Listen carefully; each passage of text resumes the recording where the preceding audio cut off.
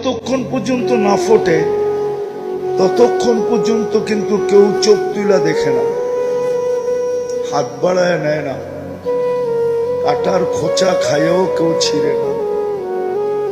আর যখন ফুটা যায় তো কাটার খোঁচা খাইয়েও হাত দিয়া ছিঁড়ে,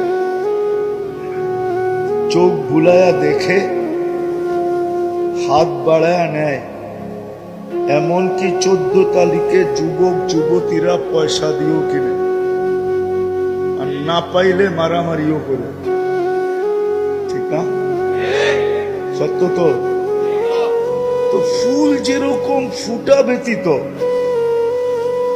আকর্ষণের পাত্র হয় না, এটাতে একমত তো? তার ঘ্রাণও আসে না। এগুলো তো কাগজের ফুল, আর্টিফিশিয়াল।